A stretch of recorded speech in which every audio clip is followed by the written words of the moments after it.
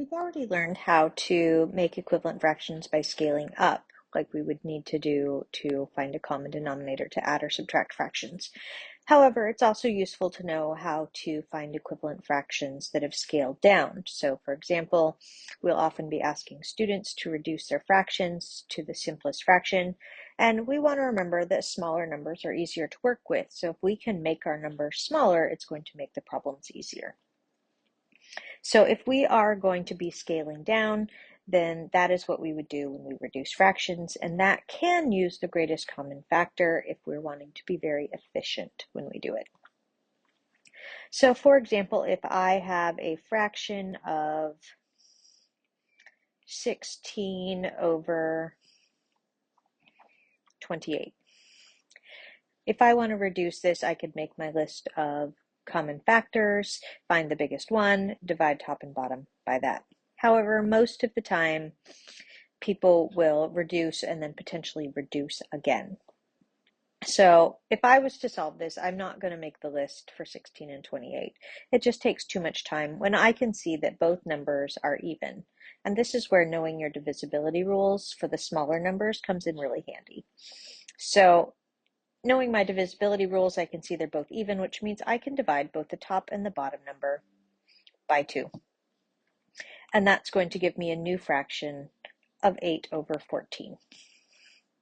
And so I can see that, again, these are both even numbers, which means that I could, again, divide both the top and the bottom number by 2.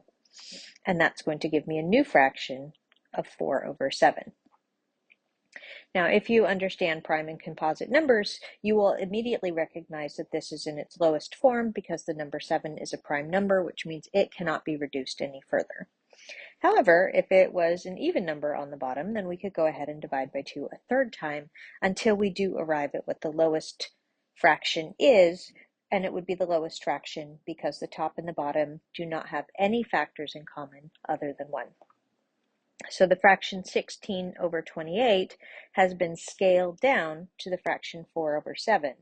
And if we put them both into the calculator as division problems, we would get the same decimal answer for their value. So they have an equal value even though they look very different. And our final answer of 4 over 7 is a lot easier to work with than our initial fraction of 16 over 28.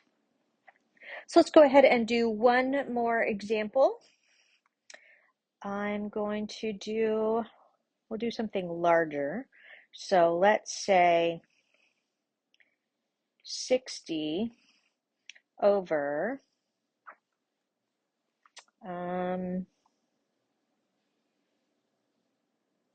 85.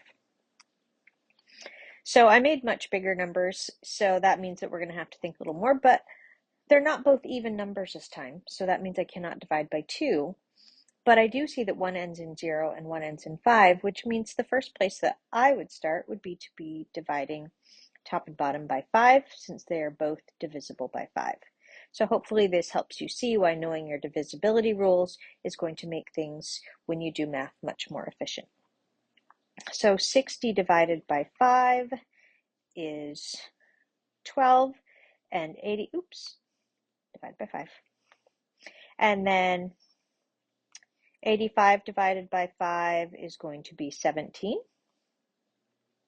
And even though these are much larger numbers, you can see, hopefully, that we have already reached our lowest fraction because 17 is also a prime number.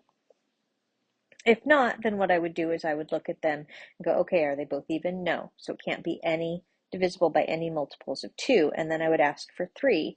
And the top one is divisible by 3 because 1 plus 2 is 3, and 3 divided by 3 is 1. But 1 plus 7 is 8, and 8 divided by 3 does not give me a whole number back. So that means I've also eliminated it being divisible by 6 and 9.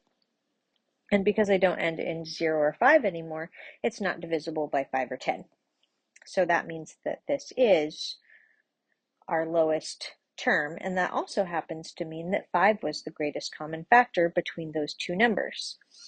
So Greatest common factor is great for this if you only want to divide once, but usually it's just as easy and probably just a little bit faster to go ahead and do multiple divisions until you can see that the fractions are in their lowest terms.